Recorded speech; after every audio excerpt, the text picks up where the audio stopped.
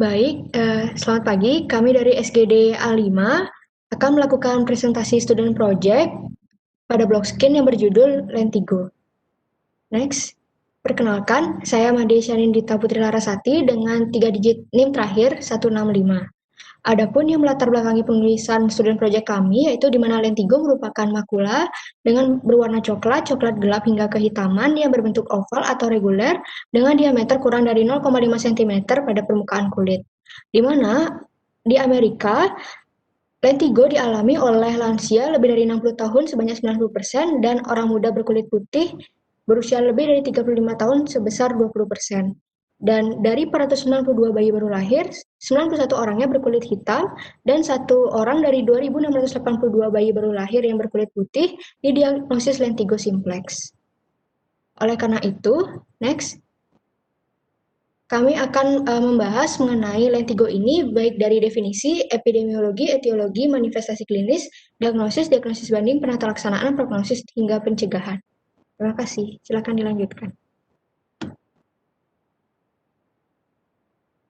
Perkenalkan, nama saya Igusti Agung Dwi Pratyana dengan NIM terakhir 098. Selanjutnya yaitu pengertian dari lentigo. Secara umum, kita dapat mendefinisikan lentigo yaitu sebuah makula berpigmen yang berwarna kegelapan, yang berbentuk kecil dan berbatas tegas, serta kita bisa lihat lentigo ini biasanya akan dikelilingi oleh kulit yang normal. Dan secara histologis kita akan lihat bahwa akan adanya hiperpigmentasi pada basal stratum pada kulit tersebut. Bisa dilanjutkan oleh teman saya. Perkenalkan, nama saya Gustai Putu Melisa dengan 3 digit NIM terakhir 046. Jadi di sini saya akan menjelaskan mengenai epidemiologi dari lentigo. Yang pertama, di dunia internasional biasanya ditemukan berbeda-beda tergantung jenis lesi. Kemudian seborrheic keratosis dan solar lentigo ditemukan meningkat. Kemudian di Amerika, solar lentigo lebih banyak ditemui pada ras kulit putih yang berusia lebih dari 60 tahun. Di Belanda, peningkatan 6,8% pada tahun 2002 hingga 2013. Kemudian di Indonesia sendiri, lentigo yang biasanya ditemukan adalah lentigo maligna, namun masih tidak banyak. Next. Baik, untuk selanjutnya etiologi. Jadi perkenalkan, sebelumnya saya Gusti Nguradiana Ratmaja dengan 3 digit terakhir 224. Untuk penyebab timbulnya lentigo sendiri tergantung dari lesi yang mendasari. Misalnya ada solar lentigo, biasanya dikarenakan karena efek dari paparan sinar matahari yang berlebihan. Lalu ada jenis lentigo simplex yang penyebabnya masih belum diketahui pasti. Namun beberapa penelitian telah mengungkapkan bahwa lentigo simplex ini terjadi pada anak-anak yang disebabkan karena penggunaan dari tacrolimus topikal.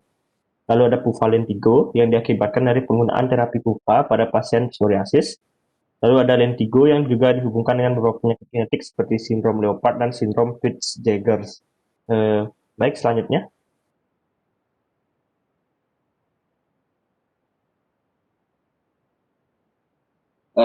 Jadi di sini saya Aditya Saputra dengan Bidang Gunung akan membawakan bagian berikutnya yaitu klasifikasi lentigo.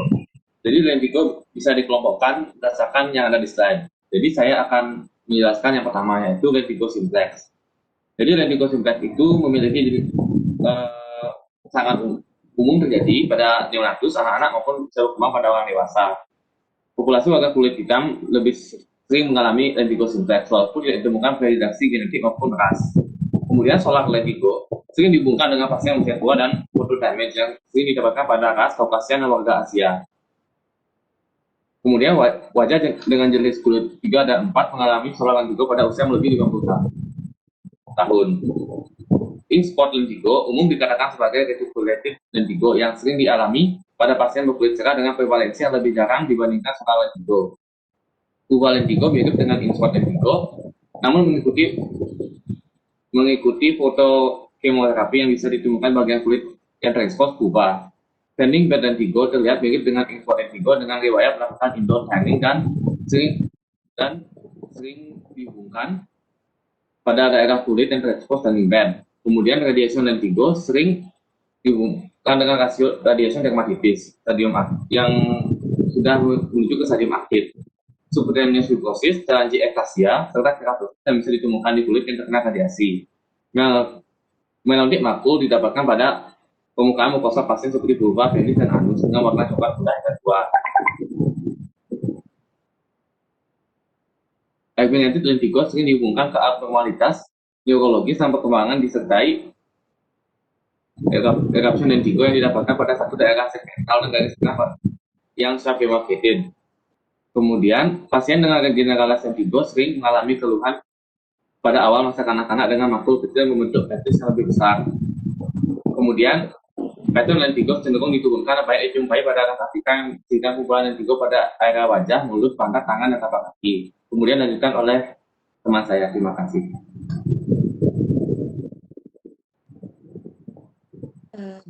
Perkenalkan, nama saya Astri Meliana dengan 3 digit yang terakhir yaitu 113. Selanjutnya saya akan menjelaskan lentigo yang disebabkan oleh suatu sindrom yang diantaranya lentigenosis multiple, lalu ada lentigenosis centrofasial, lalu ada sindrom Peutz-Jeghers, dan juga ada sindrom Lauger-Hunziker, dan yang terakhir yaitu sindroma mioma. Selanjutnya akan dilanjutkan oleh teman saya. Terima kasih. Baik, perkenalkan nama saya Dewa Made Prasetya Wilaksana Putra dengan NIM akhir 233. Sini saya akan menjelaskan tentang diagnosis. Diagnosis lentigo bisa berdasarkan gambaran klinis dan pemeriksaan histopatologinya. Pada gambaran histopatologi, terdapat penebalan epidermis, peningkatan jumlah melanosit di sepanjang lapisan basal epidermis, peningkatan pigmen melanin di antara keratinosit, dan temuan tambahan sesuai tipe. Yaitu ada lentigena simplex, di mana ada pemanjangan red ridge ringan sampai sedang dengan proliferasi melanosit di lapisan basal. Peningkatan melanin pada melanosit dan keratinosit, adanya melanopatch pada dermis bagian atas. Lalu pada solar lentigenes, pemanjangan red ridge terlihat lebih pipih dan proliferasi sel basal berpigmen membentuk gambar Butch and Strand. Dan apabila terdapat kecurigaan ke arah keganasan, dapat dilakukan pemeriksaan tambahan seperti dermatoskopi atau diagnosis excision biopsi. Next.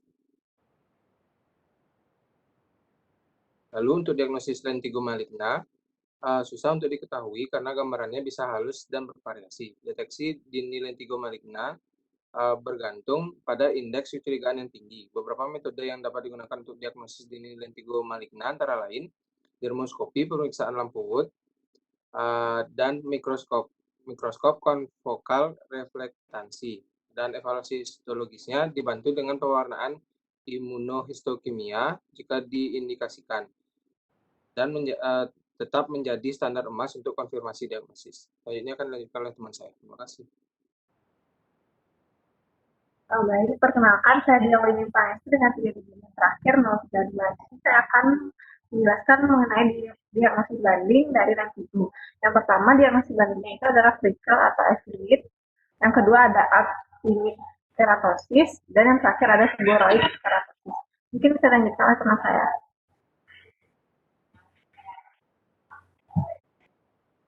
Baik, perkenalkan nama saya Nimadi Devita Fatma Sari dengan 192. Saya akan lanjut ke tata laksana. Jadi, lentigo ini bukan merupakan suatu penyakit penyebab masalah medis, jadi sehingga tidak memerlukan perawatan khusus.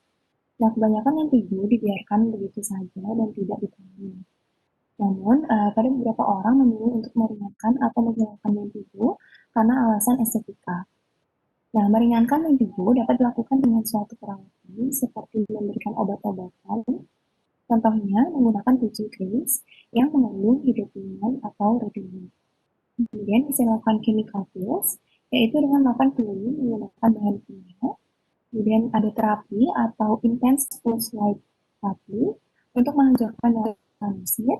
Kemudian ada krioterapi untuk menghancurkan melanosit juga. Nah, selain itu, ada beberapa sumber juga memanfaatkan diperlukannya tabur surya spektrum luas. Kemudian diberikan juga asam alfa hidroksi, vitamin C, dan asam azelaic. Nah, sekian mungkin bisa dilanjutkan.